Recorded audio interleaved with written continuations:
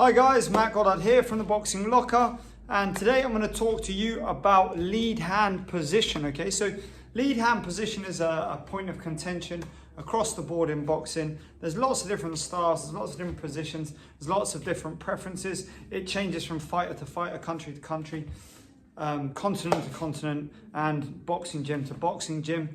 There are so many different ways that you can hold your lead hand position, none of which can anybody say are completely incorrect. All we can say is there are weaknesses and benefits to each of those positions. Okay, so first and foremost, what I'm talking about when I say lead hand position is the hand that's in front. Okay, I don't think that requires explaining, but I'm going to. So I'm in my orthodox boxing stance here. I don't know if the camera's reversed, so it might come out southpaw, but my lead hand is in front in this position. Okay, that's my lead hand. That's my lead hand. See, that's the conventional boxing stance. Okay, so my rear hand comes to the side of the chin, my lead hand is here. Now, benefits, positives, weaknesses, negatives, we'll go through those now. So that conventional stance position here, okay, just so you know guys, this isn't a planned video. I'm just going to kind of wax lyrical about my thoughts on each position and everything that comes into the video, into my mind as I'm doing it. So I might deviate a few times here or there, but we'll see what comes out of it. Okay, so I'm in my stance here, in my position, boxing stance, nice and simple. Okay, so where are the benefits? The benefits are that I've got good head coverage, good body coverage. Okay, the center line is protected. Okay, so as I'm facing you, that lead hand protects the center line. This is why it's the basic fundamental position. Okay, so the other good thing is that proximity to the opponent is much closer. So from here, boom, and then back. That's all I've got to do. Boom, and then back. That's all I've got to do. Here, back, back, back, back. Nothing gives it away, okay? Now, negatives.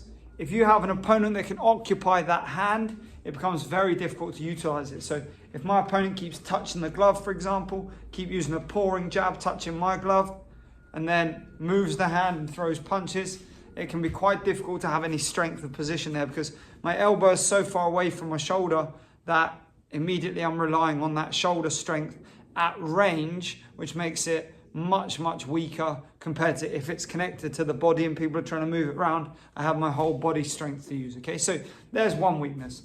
Another weakness is the proximity factor that is a benefit is also a negative because immediately I have less movement, which means I can generate less momentum, less velocity, so there's less power in that shot, which means subsequently it might force me to start stepping in with all of my jabs and lengthening my shots when I throw hooks and uppercuts and moving the arm too much, creating openings. Okay, so there's another thing. The last negative, I mean, bearing in mind, all of these things are entirely subjective down to the opponent's ability to exploit it. Okay, so it's no good me saying this is a negative, but if it works for you against 99 out of 100 opponents, it's probably not that negative. It just so happens that 100th opponent may be the person that is there to take advantage of it. So you might have to adapt your style for that person. Okay, anyway, so the other thing is that getting that hand back in, it's quite easy to become lazy and leave that hand floating out there when you're defending rather than bring it into the shoulder. That's more of a technical flaw, a coaching flaw, or a practice flaw rather than necessarily being a flaw with the style itself. Okay, so that's one position, the basic lead hand position. Now, what about stuck to the chin? Okay, so if we're stuck to the chin, for example, in that Peekaboo style, the Mike Tyson, Customato, Floyd Patterson style, hands there, what are the benefits of that? Okay, so I would say the benefits of that it's a short movement to lift your hands to guard shots, that you're not inhibiting your vision at all. It's quite easy to see where I'm going and I can watch the punches come at me and react to them. All of my punches, quite easy to throw short, but here we get onto a little negative. I'm onto these short punches. I've got to go a lot further to get from here to there than I did with that previous jab. So that extra time that it gives my opponent to react could be a weakness, could be an opening for them to counter me, to slip, to defend, to do what they need to do. So hands there. Also, I have got to move my guard. So I'm open to feints high, that open to the body, open to feint high, opens up the body. The other thing is punches straight down the center line, okay? If my guard is in this position and my opponent throws a jab straight at my chest, right at the base of my chin into my throat and chest on this line from nose to solar plexus, okay? If the jab is aimed there, my head movement off the line isn't necessarily going to get me out of the way. And my guard as a rotation doesn't really work, okay, because I'm too low. So I need to be in a position to be able to move then, which once again opens me up and takes more time, okay? Everything takes more time. In close, this is a lovely position. As I said, you can be there with that lead hand, working short, body and head. I'm here to move my head quite comfortably with good vision. However, it does take longer to let off them longer shots, which means you have to be better at closing down range, which can be difficult off a jab that takes longer to throw. So, there's another one. High guard position. Now my hands are up here. It's difficult to do wearing a hat. Let me spin the hat. So, high guard position, so my hands are up here. Now, automatically I have less momentum generated by the body because my hand is higher than my shoulder. If my hand is a lot higher than my shoulder, the elbow lifts and it becomes a completely different plane of movement. So it becomes what's known as a drop jab, okay? So a drop jab. Now, what that requires is a bit more of a snap downwards and a kick of the shoulder to generate power. It's never going to be a real drive through, knocking people back, really hurting people punch, but it's a great shot to dissuade people from coming in. Now, the good thing about this is my head is very well covered, okay? So the chance of me getting caught here, very, very low, especially if I'm keeping my eyes open through the middle of the guard and I'm reactive, because that lead hand being so high up there is obscuring their options, okay? So I'm here and it's obscuring their options.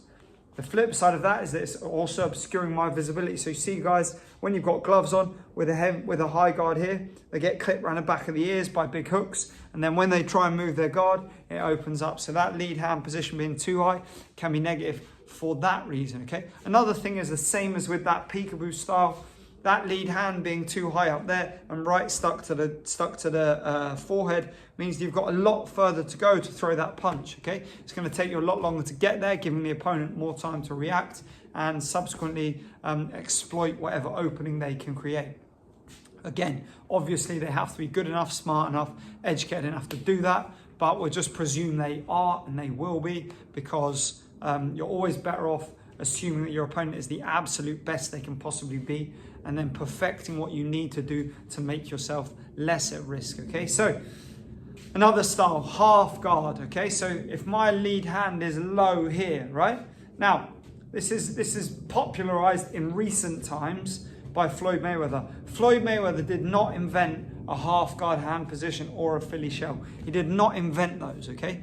If you guys are watching this and you're quite young, I can understand why you may think that he did, but there have been guys doing that for years, all the way back to George Benton. In more recent times, James Toney, Ezard Charles, Wilfred Benitez, using these half guard positions to defend, slip, counter, all of these things. Now, a half guard hand, the benefits, okay? My arm stays relaxed at the shoulder, which means I can generate a lot of speed quite easy, throw my shots, and it doesn't have any tension in the shoulder. So it also conserves energy, okay? So I don't tire out.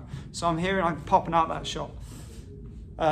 Another positive is that I'm protecting the body, okay? So when the opponent comes in and they're jabbing to the body or they're throwing hooks to the body, my arm is in a position that I can use the elbow to defend those. I don't have to drop down and sacrifice position. I can keep height, use the elbow, boom, pick the counter, do what I need to do. Negatives. Obviously, it means that I've got to use the rear hand more to catch punches and use the lead shoulder to defend shots, okay? So that puts a greater impetus on my reactivity. Positive is that I have absolutely unobscured visibility. So I'm in a position here where I can see everything that's coming at me and I can deal with it, react appropriately and do what I need to do, okay? If however, you don't have those reflexes, those reactions, this is going to be a real tough time for you. You're going to keep getting picked off, keep getting caught, okay? So, half guard. Another benefit is that the hand is already low, so it's out of the line of sight. So if my hand is down here and I'm attacking you with a jab, the jab isn't coming from within your line of sight, it's coming from out of your line of sight. So it's hard for you to see that coming at you. My arm's relaxed, so it's a quick jab. Flick it over, turn the wrist, bap, bap, bap, bap, bap. And before you know it, you've been peppered with tons of jabs and there's very, very little you can do about it, okay? So that's the half guard. Benefits, negatives, better visibility, You need reactivity. If you don't have that, it's going to be a poor guard for you. You can throw punches from a relaxed position out of the line of sight, but obviously the head is more open and subsequently you are at greater risk. One other thing I will say about this is having that low hand there. If you have an informed opponent who can pin the hand to the body, pin that elbow to the body, immediately you've lost the use of that arm. If my hand is up here, my elbow gets pinned, I can still punch down from there and shoot my shots from a position of very minimal movement. My arm gets pinned down here when the arm is low. There's nothing I can do with that hand. You get peppered over the top with overhand rights to just keep hitting to the top of the head, okay? Last position, I'm going to step back for so you can see better, is the low lead hand, completely low lead hand. Now, these benefits and negatives are almost exactly the same as the previous, except we're even more exposed, okay? So the whole body is essentially open to being hit, so we have to be faster with our feet, faster with our head movement, faster with our reactions. The absolute benefit is this is the extreme of the previous. So my hand is so far out of the line of sight that if I just punch from there, it becomes really difficult to defend. As long as I'm reactive and I'm using my footwork, using the shoulder, using the rear hand, you'll be able to defend shots appropriately.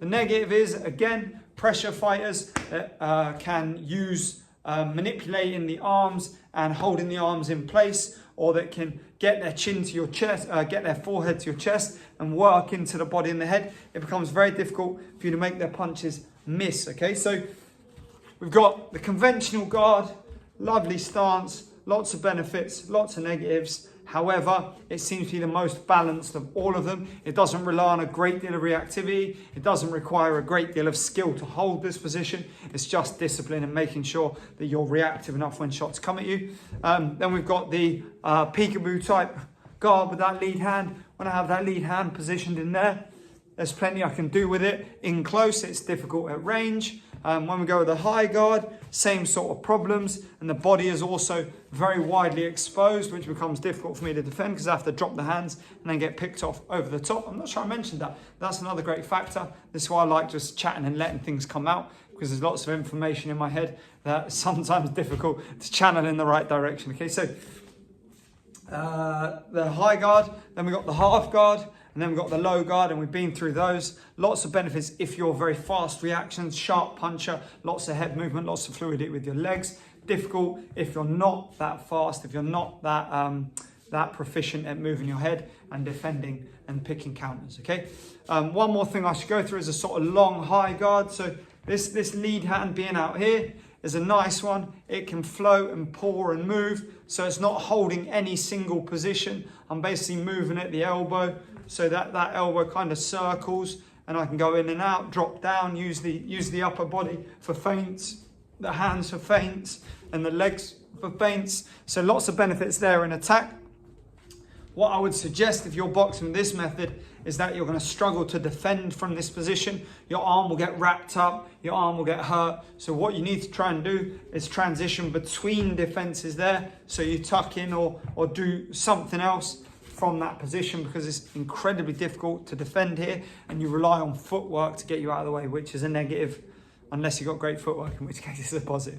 So there we have it, guys. That is my video on lead hand positioning. Hope you enjoyed it as always. Lots of random information in there. I'm going to try and do more of these videos where I just chat about specific subjects and specific details of boxing that I'm interested in and that I think you guys will be interested in. I hope you like it. So let me know your thoughts in the comments below. Don't forget to like, subscribe, check out all my other stuff. Tons of content, more and more coming. And I hope you have a great day. Cheers.